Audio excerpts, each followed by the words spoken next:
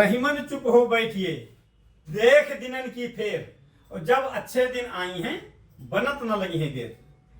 रहीम दास जी की इस चौपाई का उत्तर प्रदेश के उर्वरक व्यवसायी तथा किसानों पर बिल्कुल सटीक लाइनें बैठ रही हैं। 2 दशक से ऊपर लगभग 25-30 सालों से जो समस्याएं चली आ रही थी, जिसमें किसान और व्यापारी दोनों ठगा जा रहा था, दोनों जबरदस्ती इस समस्या को झेल रहे थे। यूरिया और डीएपी की टैगिंग और उसको कालाबाजारी, इसको सबको लेकर के ओवर रेटिंग, इसको सबको लेकर के जो झेल रहा था, वो उत्तर प्रदेश के योगी सरकार ने एक झटके में खत्म कर दिया।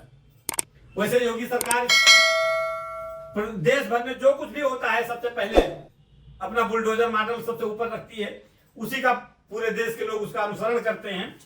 यह देश का पहला ऐसा प्रदेश है उत्तर प्रदेश, जिसमें उत्तर प्रदेश सरकार के मुख्यमंत्री योगी आदित्यनाथ ने सारी समस्याओं का अंत कर दिया। दरअसल एक चीज इसमें और भी है कि योगी आदित्यनाथ ने किसानों को यूरिया और डीएपी को लेकर के जो समस्याएं थी उसको खत्म तो जरूर कर दिया, लेकिन किसान हितों में उन्होंने केंद्र सरकार की तमाम संस्थाओं से डायरेक्ट पंगा ले लिया। उसका कारण यह है कि ये जो डीएपी और यूरिया बेचने वाली जो कंपनियां हैं, इसमें से आधे से अधिक भारत सरकार के स्वामित्व वाली हैं। मैं आपको एक आंकड़े बताता हूं कि NFL National Fertilizer Limited, RCF Rashtriya Chemical and Fertilizer Limited, HURL, IFFCO, KRIBHCO, GSFC, GNVFC Gujarat Narmada Valley Fertilizer Corporation और आईपीएल इंडियन पोटाश लिमिटेड, ये वो सरकारी कंपनियां हैं जो भारत सरकार के स्वामित्व में हैं।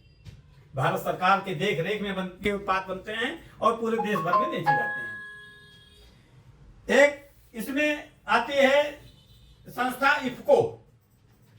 इफको के बारे में मैं बताऊं कि इफको जो है सबसे ज्यादा बड़ी संस्था है पूरे एशिया की, और ये सबसे ज्यादा जो है इसने किसानों को ठगा।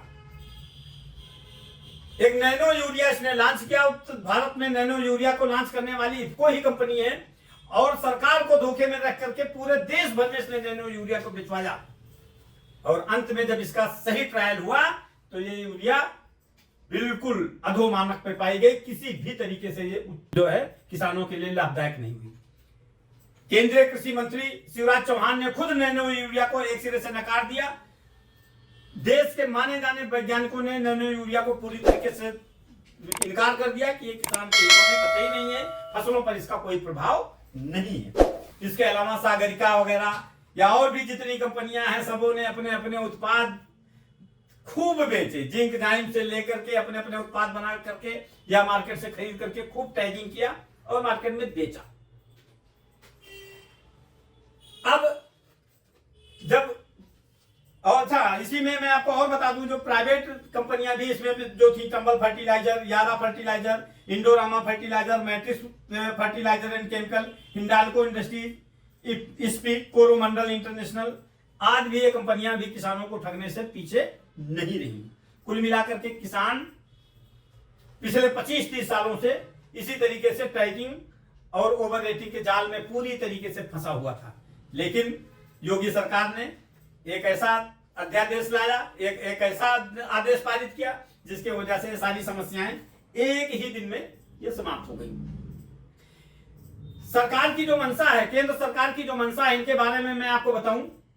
अभी इसी नवंबर में जो तत्काल सीजन गया हुआ है रबी का, इसी नवंबर में उत्तर प्रदेश और बिहार में गेहूं बीज की सब्सिडी आई। उत्तर प्रदेश में गेहूं बीज सब्सिडी का जिम्मा जो है एचआईएल, हिंदुस्तान इंसेक्टिसाइड लिमिटेड, जो भारत सरकार के स्वामित्व वाली एक कंपनी है, ये उसको मिला। एचआईएल ने खुले मार्केट से आउटसोर्सिंग करके बीज खरीदा। जो बीज मार्केट में 30 रुपया 32 रुपया में बिक रहा था, उसको इसने 36 रुपया में खरीदा कमीशनबाजी के चक्कर में। उसके बाद में यही बीज लेकर के उसने जो है पूरे प्रदेश भर में 46 रुपया 70 पैसा के रेट से किसानों को बेचा, जिसमें सरकार की तरफ से 50% सब्सिडी दी गई। यानी कि किसानों को ये गेहूं का बीज 23 रुपया 35 पैसे में मिला।